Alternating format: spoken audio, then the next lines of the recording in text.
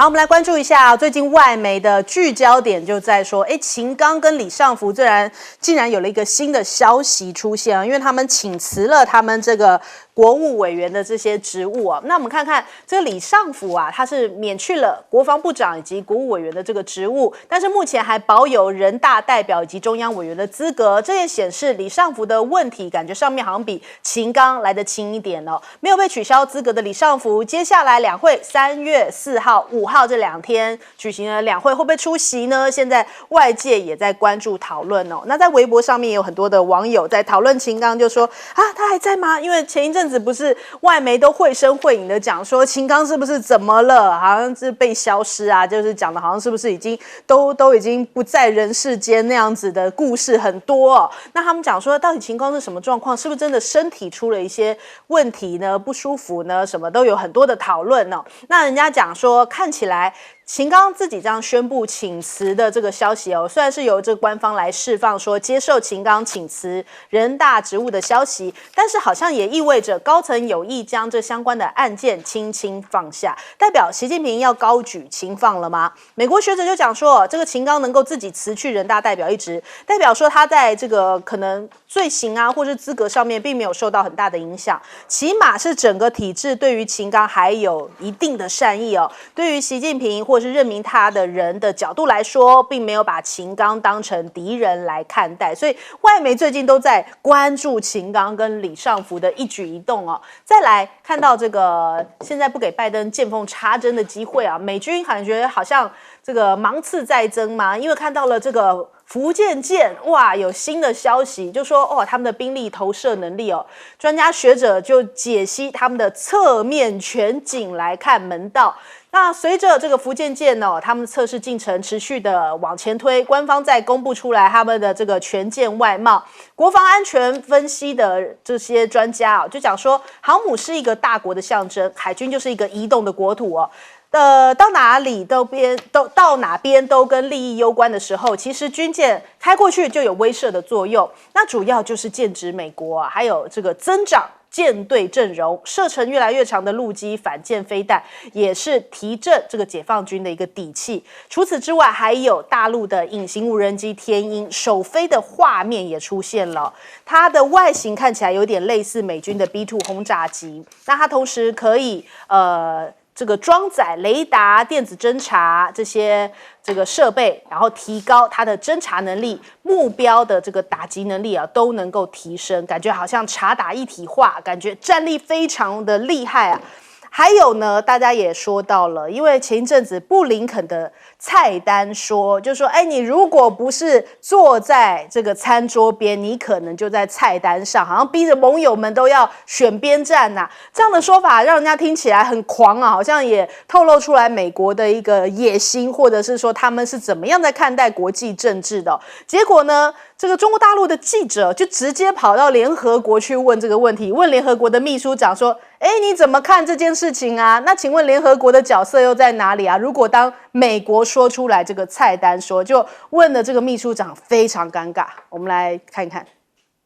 A couple of days ago, U.S. Secretary of State Mr. Blinken said, and I quote, "If you're not at the table in the international system, you are going to be on the menu." End of quote. What is the reaction of the Secretary General of the UN on his view on the international order? Bon appétit. And sorry, that was. Our view is that this organization has a table for 193 member states. It is important that every member state be at the table and engage. And I was actually about to ask you what would UN be, and it seems you have already answered. UN is the table, right? At its simplest, right? 这问的他真是尴尬极了。所以联合国是那张桌子吗？所以大家是要坐在联合国桌边，还是坐在餐桌上头吗？那事实上，最后这个秘书长的结尾更妙，他就说：你不要问一个法国人食物的问题哦，用餐的问题，赶快扯开话题，真的是不知道该怎么回答了。那更妙的是说，81岁的拜登还嘲讽77岁的川普哦，他接受这个脱口秀的这个就是访问的时候啊，他自己主动还提到年纪了，就说：“哎呦，我跟川普老的差不多啊，我81，他77嘛，我们老的差不多。”还说人家川普记不住老婆名字，现在就是叫做100步笑50步嘛，所以让大家觉得也妙了。那更妙的还在后头啊，他去做了健康检查，感觉非常的好。怎么说呢？他说这个医生啊，觉得他太年轻了。我们来听听。How'd your physical go today? Are you okay? Everything good? That'd be wonderful, thank you. Anything concerning that Americans should know about your health? Can you please step out this way now? They think you look too young. Thank you, everybody. Everything to convince Speaker Johnson on Ukraine, sir. Thank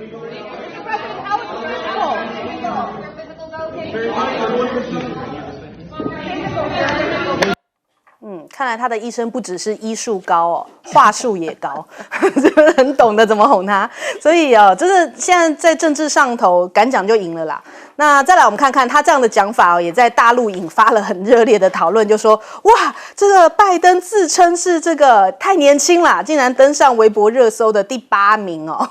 所以大家可能也快听不下去了，是不是？所以讨论度那么高。再来我们看一下拜登在这个密西根州的初选赢了。那有超过10万的选民投下了抗议票，所以感觉上面好像也不见得全然大家那么想要支持他他得到了大概37万的选票，得票率是80.8%，那没有意向的人大概是6万张，是占了13.4%。好，这个首先我们来问一下杨老师怎么看现在这个秦刚跟李尚福消息啊？秦刚跟李尚福的事情有一阵子了哈，其实我们外界的人是没有办法掌握到真实的这个情况，可是西方媒体很喜欢用阴谋论啊，或者是说各种各样的这种方式来去解读这个例子。那现在大概清楚知道，那他们其实当然职务被卸下来，但是呢，各自大概反映出他们各自所犯的这个错误，一定犯错嘛，才会被拉下来。我觉得现在要看哈，因为在中国大陆就是它是一个政党专政、共产党专政的这样一个体制。所以，作为政治的领导，最有相当大的影响力跟这个权力，所以你作为这样子个领导的时候，如果你稍微一个这个就是说不注意的话，你很可能会影响的很深刻的，那当然贪污腐化的东西就很容易出现。这个回讲到我们过去在蒋经国时代的台湾，他就特别重视这一块嘛，很多人就不注意，那就让你离开，对不对？而后来到李登辉之后，台湾的黑金慢慢就整个腐蚀掉台湾的民主政治。那现在日本也是一样啊，两个情况：第一个，你的这个所谓的政治现金的问题，造成派系解散，这是自民党从来没有发生过的，他的3大派系完全解散，来回应民意。他过去跟统一教的那个问题，造成安倍晋三被案被刺杀，统一教被视为就是现在邪教，现在有一个就是大乘级的，那他过去解释不清楚他跟统一教的关系，所以各位，我们从这个角度去看政治人物的这个领导我觉得其实一定要很谨慎小心。现在在中国大陆也是一样，那这个事情现在告一个段落。至于说这个餐桌跟就是这个菜单我的理解是这样子，美国人跟西方人看餐桌菜单它的餐桌是长方形。各位有没有看到任何中美之间的谈判，它都是长方形西式餐桌，在我这边的是我美国跟我美国的盟邦，但其实也就我坐的中间然后在我对面的就是我的敌人，就是中国、俄罗斯、伊朗这些国家。他觉得，然后这个餐桌就是国际政治经济的这种竞逐的场合，那当然是个虚拟的，对不对？但他的思维是如此。至于他旁边那些盟邦，你以为你在餐桌上吗？其实你也不过是人家帮你就点好的菜单，你也必须要吃人家给你的套餐。那至于中国呢，中式是圆桌，圆桌就是一种想象式的，就是说这个国际体系是应该是个多极体系，而且很重要，过去没有在坐的餐桌上的中国，现在坐了餐桌上，而且他要把全球南方都邀到这个餐桌上来坐，那这是个圆形的，所以呢，大家就可以这个共餐，对不对？而不是像西式的那种必须要这个自己的餐。所以这个是一个很大的，就是中美之间在国际政治经济的认知上面，这个架构的这个差异，以及它对于这个就是说国际体系的认知的差异。而这个差异呢，就很重要，就是说，当它变成共餐或者是各自餐的时候，谁到底在菜单里面？谁在菜单里面？当然我可以确定了，台湾一定不在餐桌上。这是确定的。太好了，好，我们来问一下舰长。我们最近不断的看到解放军的新的无人机啊，那这个是刚刚主持人所谈到的天鹰无人机啊。那天鹰无人机其实最早它在2018年珠海航展的室外展场的时候，其实就已经看到这款无人机了，但是它在最近呢，完成试飞成功。那这是最近的一次。那其实呢，我们之前还有在航空母舰上面看到什么？看到攻击11，攻击11呢，其实也就是未来的歼35甚至歼15，它的中程僚机，而且它可以担任那个在前线打击的任务。那接下来呢，我们还看到的是那个飞鸿97飞鸿97也是无人机，然后它其实非常像美军的 SQ-58这种女武神的这种无人机啊。可是呢，大家心里会不会有一个疑问啊？就是为什么解放军它的无人机在大爆发呢？因为其实它只要解决了 data link 的问题，也就是它的无人机完全是配合着它的作战需求来无碍的进行设计就可以了。可是我们来看看它对于别人干扰它有没有准备呢？它其实有准备啊。这是在去年的长春航展的时候，它展出这一种RCT 195B 的这种数据链跟踪干扰战。其实它跟踪完就是要进行干扰。那它这种干扰的那个频段呢，如果由这个天线的像鱼骨天线来看，它的这个频段呢，约略就在 UHF 频段，也就是我们现在常常讲说，我们要买我们前一段时间美国要卖我们的 Link 16加强版的，就在这个频段里面，也就是它准备好要对我们进行干扰。但是事实上，这是最近研发出来吗？还偏偏不是。为什么？我们看之前它在2018年的时候，这个是什么？这是美济礁它在美济礁上面就已经看到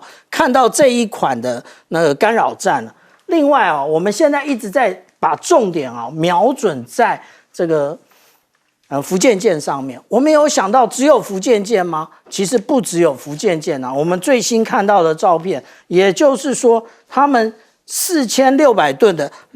076的2栖攻击舰，其实只差我红色框框这一段之外，其他就要合拢完成了。而且它第4艘的075 2栖攻击舰，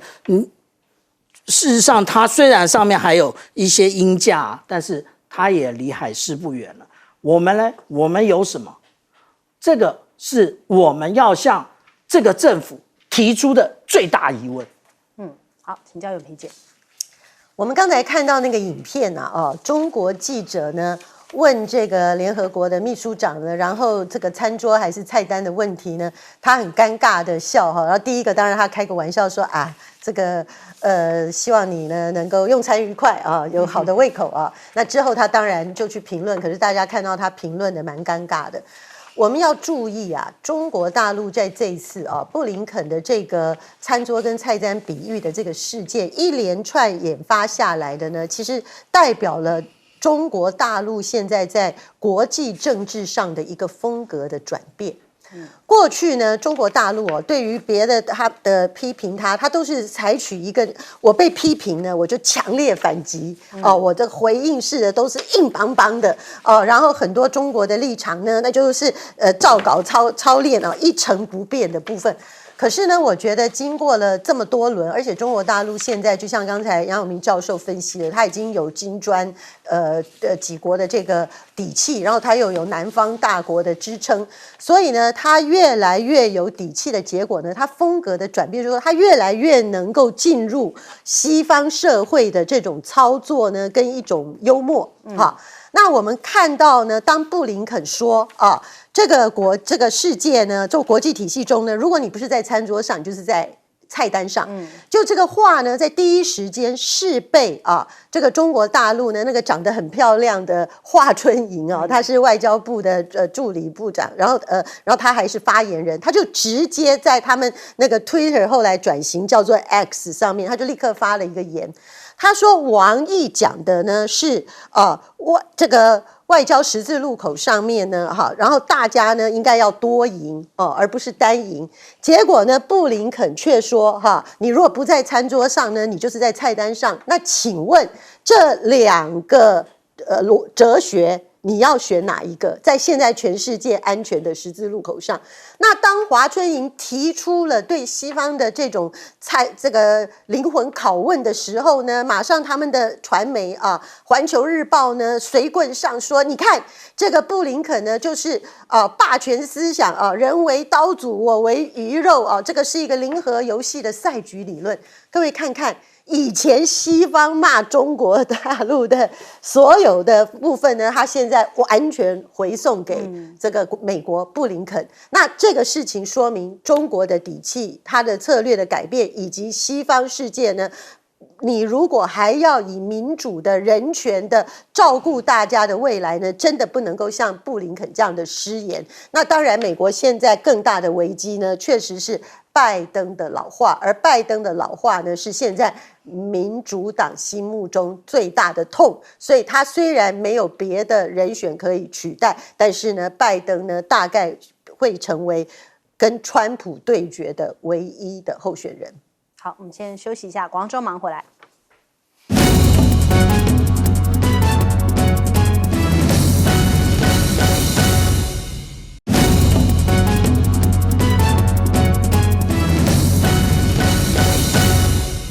好，昨天有一个大消息让全世界都非常的震惊，就是苹果他们从2014年准备要进军到汽车市场，在昨天梦碎正式宣布，叫停了电动车的研发计划。那彭博社表示，这个 Apple Car 的计划取消，这2000人的研发团队全部都要转到生成式 AI 的领域去。那不具名的消息人士甚至讲说，苹果今天对内宣布的时候，这2000名员工也才刚知道这个消息，都觉得非常的讶异哦。你看看美国的 YouTuber 讲说这终于发生了，在投入了数十亿美元，因为我们迟迟都没有听到这个 Apple Car 后续的消息嘛，没想到现在宣告终结。那是不是也代表着这个美国要在这个电动车领域想要跟中国大陆这边一较高下，真的很难，连苹果都不见得打得过那我们看到这样的一个消息出来，马斯克这马上在他的 X 平台上面发了一个敬礼加上这个抽烟的符号他在另一则的回应推文当中写到了一家汽车公司的自然状态是死亡，暗示着其实现在汽车业的难关重重因为其实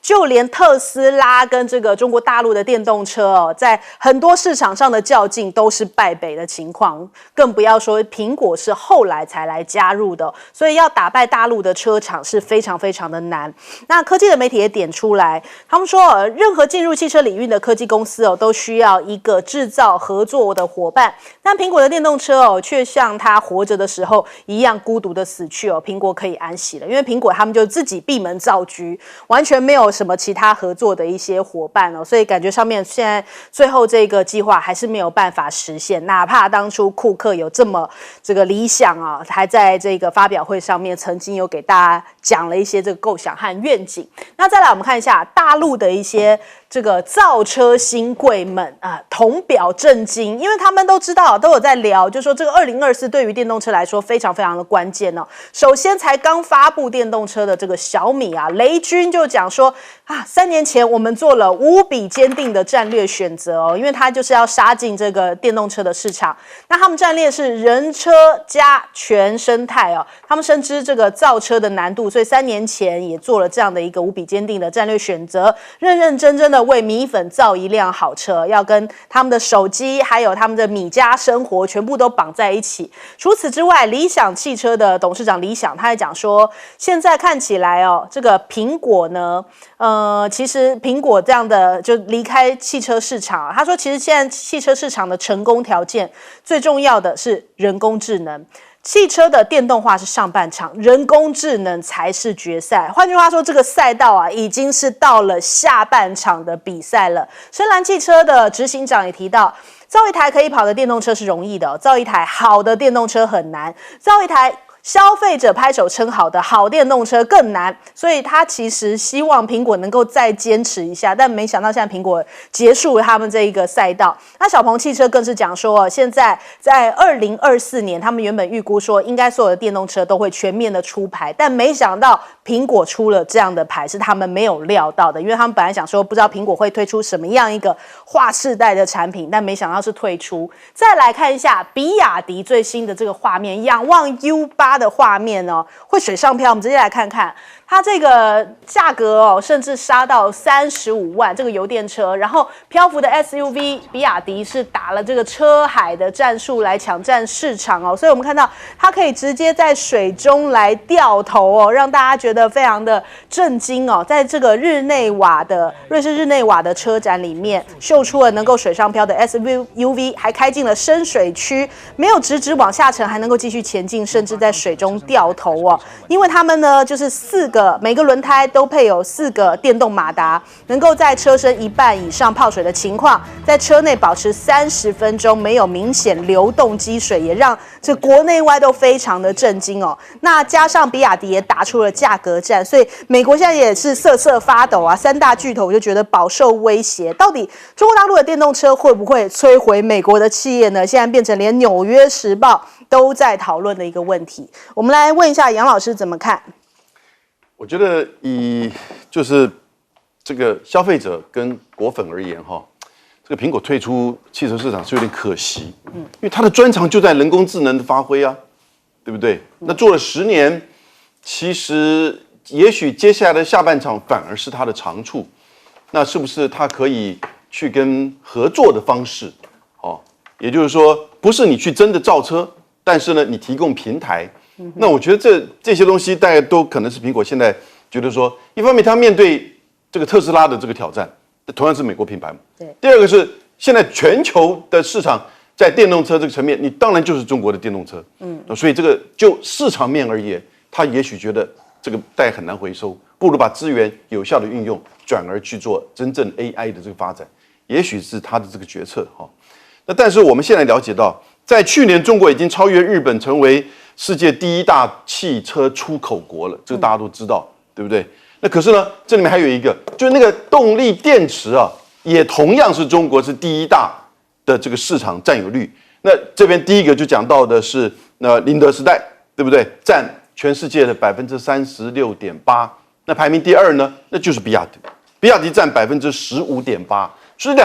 两个公司加在一起，占全球动力电池就锂电池的50%以上。那另外第3名到第10名呢，有4个是中国的这个企业，有3个是韩国啊，有1个是日本，当然份额都比较小。所以事实上，你现在在这个电动车层面呢，关键现在理想说的没有错哈，上半场是做的是所谓的这个就是电动化，下半场是人工智能。那当然，其实所有中国的汽车都走向这个下半场。那我就要提醒大家啊，有一个事情。就在大概前2个礼拜吧，台湾的市场上就有传言，裕隆是不是要进口这个跟大陆合作的品牌比亚迪，还有奇瑞？那裕隆赶快很紧张哦，就1月28号，他赶快发个新闻稿，没有这回事。你知道现在台湾的法律的规定，马上的经济部就跳出来，他说这个法律规定不可以进口日本中国大陆的车子而且如果他们进口，这讲的好酸哦。他说，如果进口的话，要经过重重严格的安全检验，对不对？所以人家中国的车子在中国是不够安全，到台湾来要经过重重的安全检验，那还不一定能够上市。那车辆工会也怕，因为现在整个汽车的贵，他说禁止整车底盘少数几辆零件都是禁止从中国进口。我觉得我们台湾的这个就是消费者真的很可怜。看着广告，看着我们刚才那个是 U8 吧，对不对？羡慕那个羡慕到那个情况，那个 U8 没有那么贵，不是35万，35万是另外一个了哈。所以其实我觉得台湾呢，你如果真的要走向就是说这个自由开放的话，你为什么怕中国的电动车？最后 eventually 它最后会从别的这个市场进来的啦。他说里面很多晶片会泄露国家机密，就是像扫地机器人会看看你家里有多少灰尘传回北京这样。对。好，我们来问一下舰长，再一次证明，现在只有内衣跟袜子不会泄密，是这样吗？当然不是嘛，对不对？我们必须要这样讲哦。仰望 U8 它卖的已经不是一个移动工具了，它卖的是什么？它卖的是一种生活的方式，所以它的设计才会是如此啊。我们刚刚只看到了水上漂啊，可是呢，它还可以原地转啊。我们这里可以看到一个痕迹，它根本就在原地转。下面这个是水上漂，也就是它刚刚讲到啊，可以转向啊什么之类的。它的启动多简单啊，也不过我们刚刚上面看到的这个原地掉头按下去，它就原地掉头，然后它还可以选择角度。那因为手板做太多了，所以就没有在做。它可以选择角度，然后朝那个角度原地转。那这个水上漂呢？我们刚刚看到的是窗户密闭哦，可是这个是窗户开启。可是当你到水里之后，它窗户就会立刻的升起。那为什么呢？确保那个水不会进来。那我们来看这些车子啊，其实呢，我们必须这么说啊，也就是说。现在这个比亚迪它出的这个车，我们刚刚讲的是仰望啊，很多那个大陆网友说小舰长仰望你买不起，的确是。可是呢，我们要认知比亚迪的那个产品线啊，不是只有 U8，它用中国朝代的名称，它有元、秦、宋、唐、汉。我们刚刚看到的那个画面里面，你就会可以看到汉，而且呢，它我们刚刚讲的顺序是从便宜到贵，它所有的告诉你这个是唐，它就有点贵了；告诉你这个是汉，那就也是有一点贵；告诉你，小舰长开的是元，对，那是最便宜的。那所以呢，它可以用这个，也就是什么？中国人已经非常有自信站起来，而且。比亚迪的车，我们这样讲啊，他在去年10月的时候，他到了东京的车展去展出的时候，我们看到有一个车厂老板的脸面如那个惨灰，为什么？因为那个就是 Toyota 丰田章男的老板的脸啊。他说啊，我们必须要赢，但是拿什么赢呢？他说，那个在销售量取胜是一种观点。那个是现在，比亚迪很快就追上来。为什么刚刚讲那个永明老师说经济部这么多限制？因为他知道，如果一进来，裕隆很快的就没有了。所以真的是中国功夫哦，展现水上漂。我来特别提一句话，你看看这个纽时这边讲的，他们现在要怎么样跟中国大陆平起平坐呢？中国能做到，我们也能做到，需要靠勇气跟真诚。虚无缥缈，这样可以赢过中国大陆吗？我觉得《纽约时报》的评论可能还欠一句话，需要有政府权力的政策支撑了哈。因为讲实在的，我觉得苹果呢会放弃开发了10年，投入数十亿美金的研发，我觉得说它不发展这个车产业。它背后的有一个潜台词，就是它对美中继续这样子的竞争跟抗争呢，它非常的不看好。可是呢，你如果真的要在这个领域能够有所突破呢，你还是要有产业链的支撑。所以你跟中国完全断钩脱钩是没办法进行的，这第一个。第二个呢，美国的政策跟台湾的问题是一样的。我弟弟为了要换车，搞得整晚不能睡觉，不敢买电车。为什么？因为他有充电焦虑啊，他不晓得他到哪里可以去充到电啊，万一出去玩的时候没电了怎么办？可是美国跟台湾一样啊，根本都没有做好全国性的整个那个充电的设施啊，所以你在发展电车消费者的时候，他怎么敢买呢？可是相对的，中国大陆它不仅呢在电车产业上，它在所有的硬件设施上面呢，它全部的给你要求新的建筑物里面的电车充电设备，还有它城市。我跟各位说，北京的那个旁边的城市雄安呐，这雄安的建设呢，多么强大的企图心！未来你要所有车子要进入雄安的时候，你必须先把你的油车停在一个地方，然后。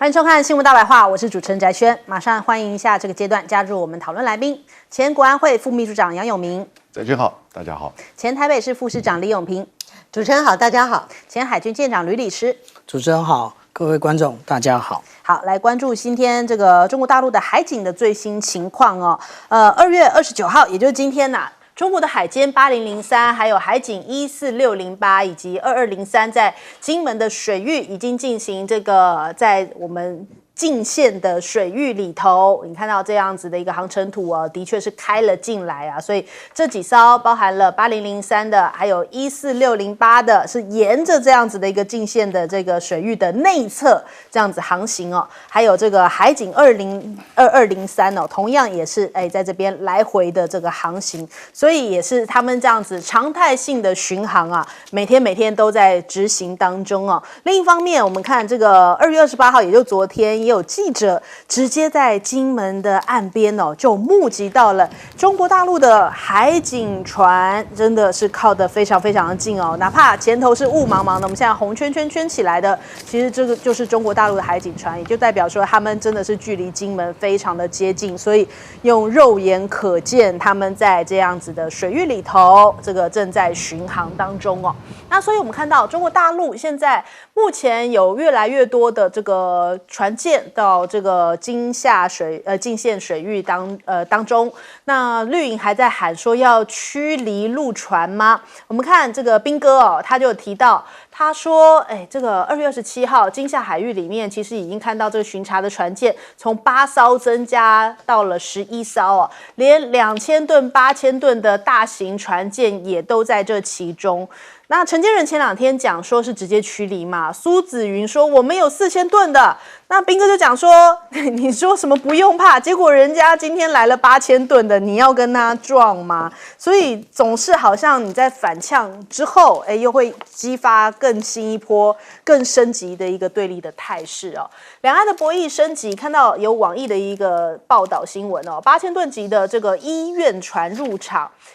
这代表什么样的意涵呢？这个8000吨级的海事船哦，叫三沙1号，它是保卫海权，跟这个保卫海权的海警船是不一样的。它主要功能是在海上搜救、人道救援，还有海上的交通保障。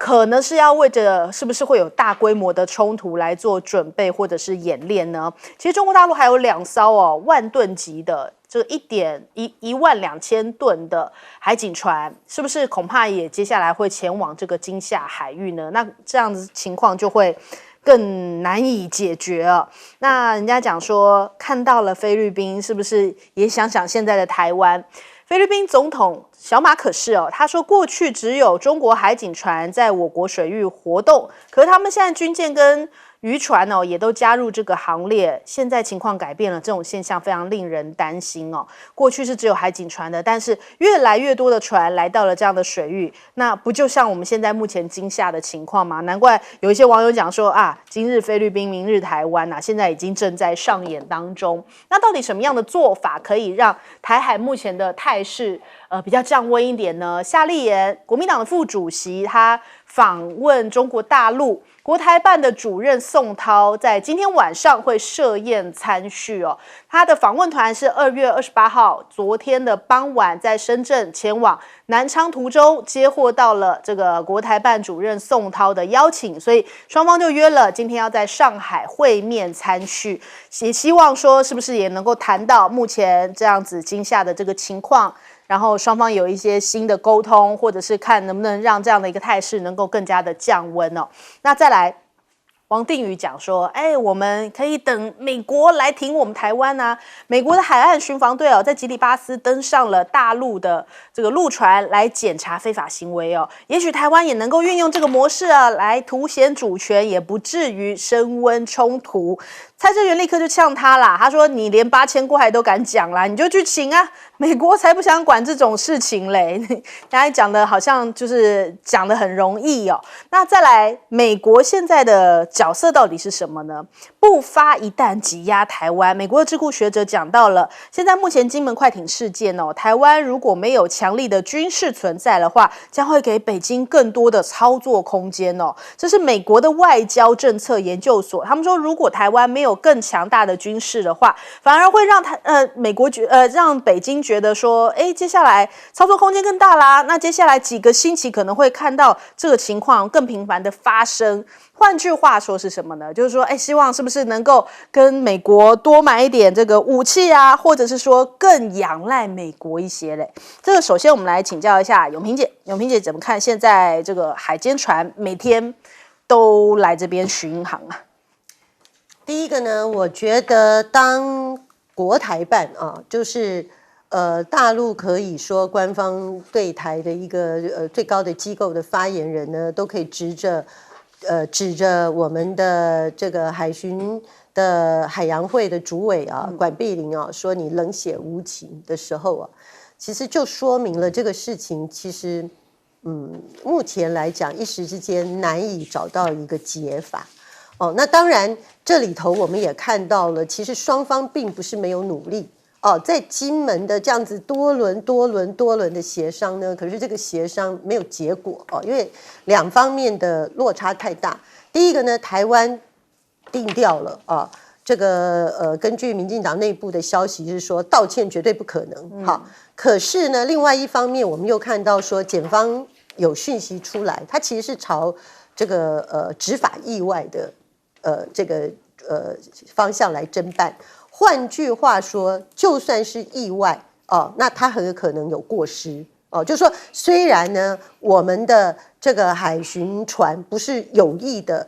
故意去把它撞翻，然后造成人死亡，可是呢，你就算是一个不小心的，你也可能有执法过当或者是执法过失的问题。那如果从这个角度来讲呢，其实你说一句道歉。抱歉，特别是对方有人死，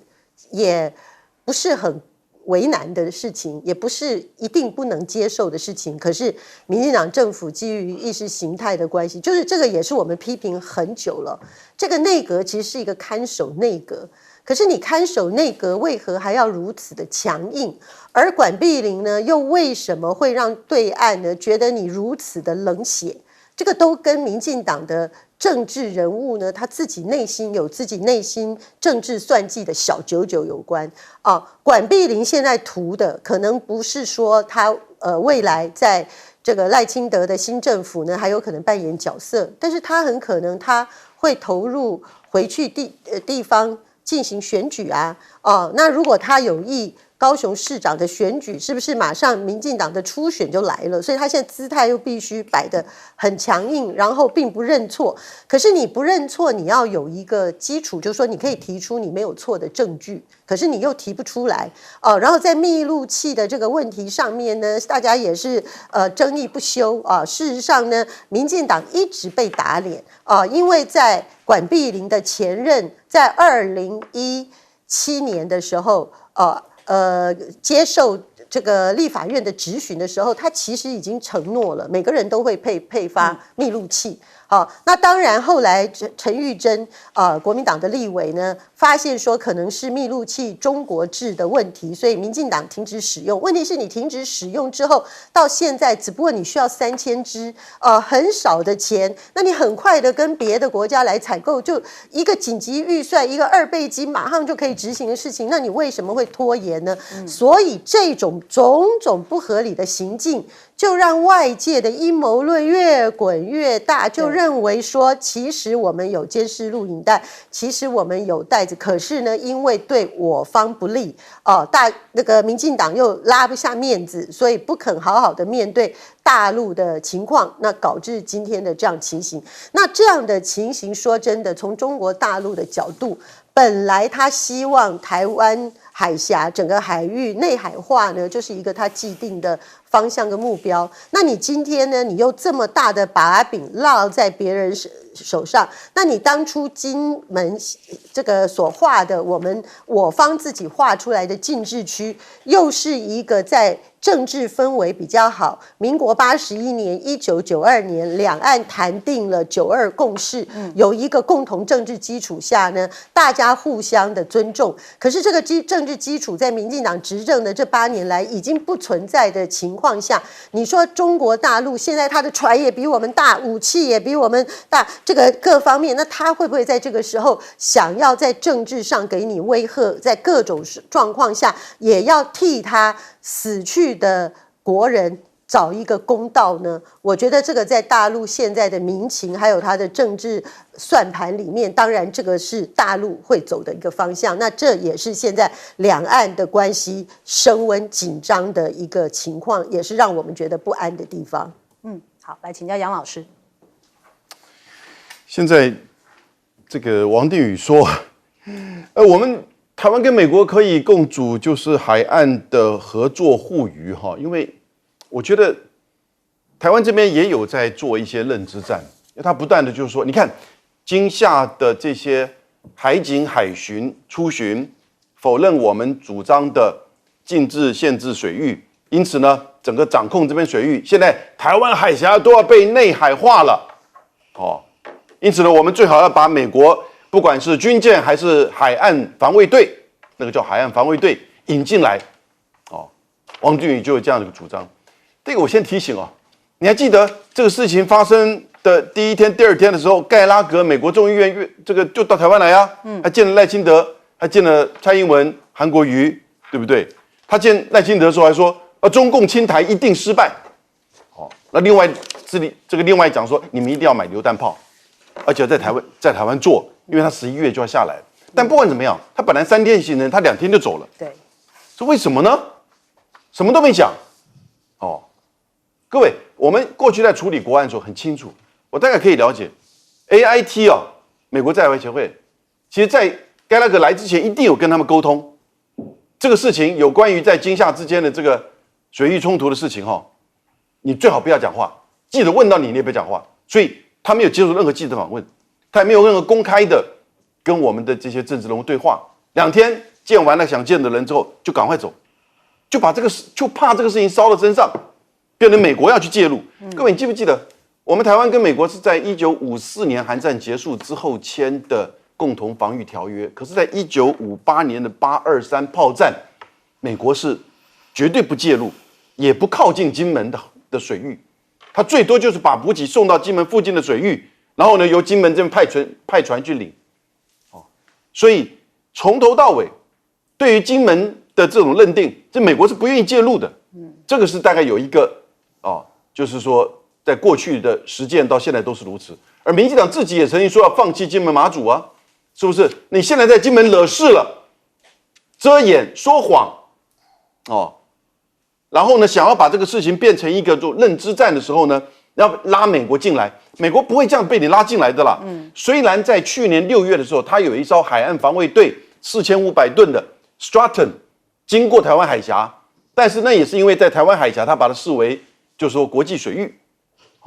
那当然这个双方都有主张，这个就是大陆台湾这边都有主张这个经济海域，所以他会这样子的一个观点，就是说在台湾海峡，在台湾这边。他适时的展现他的这个穿越，可是这个穿越也遭受到中国大陆这边的抵制越来越明显。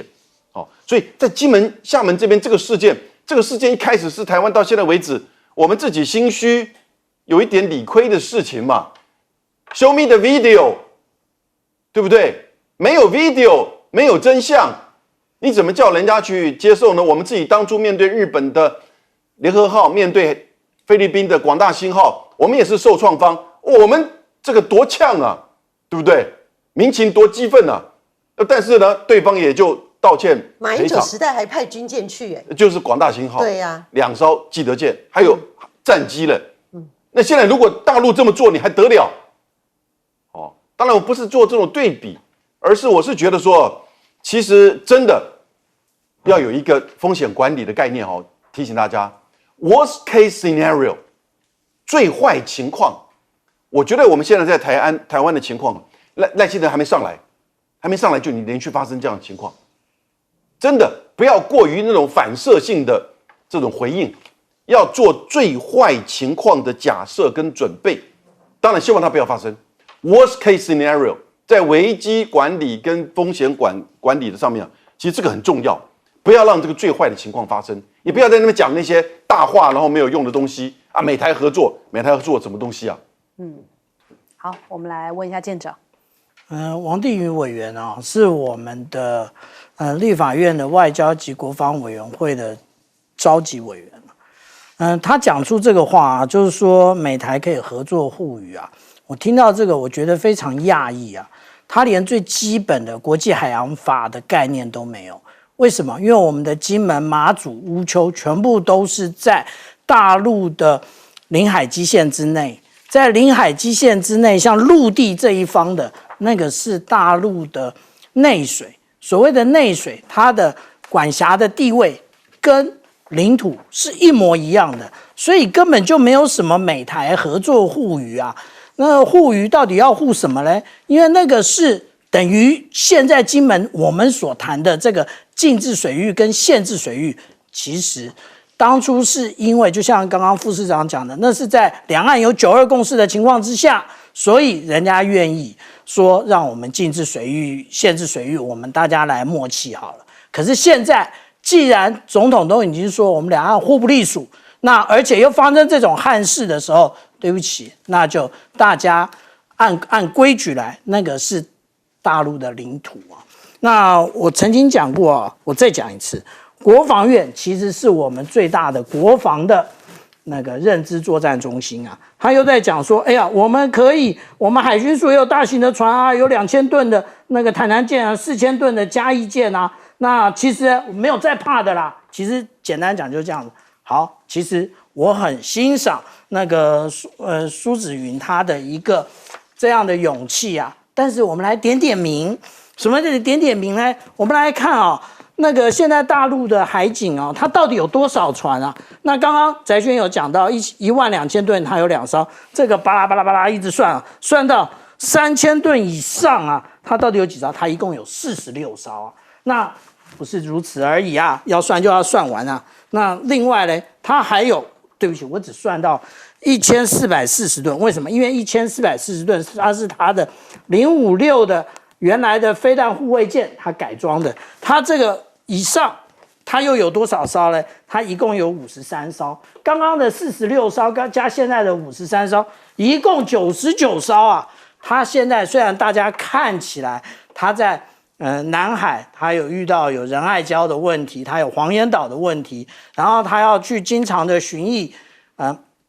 钓鱼台的问题，但是以99艘来做这一个在金厦海域的巡弋，绝对是没问题的。那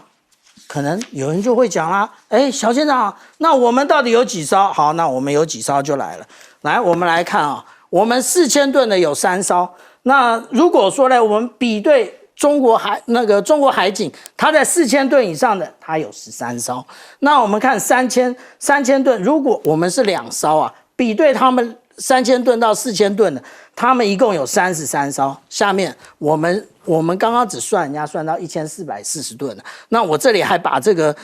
什么安平级啊，或者是这个500吨的花莲舰什么通通算进去。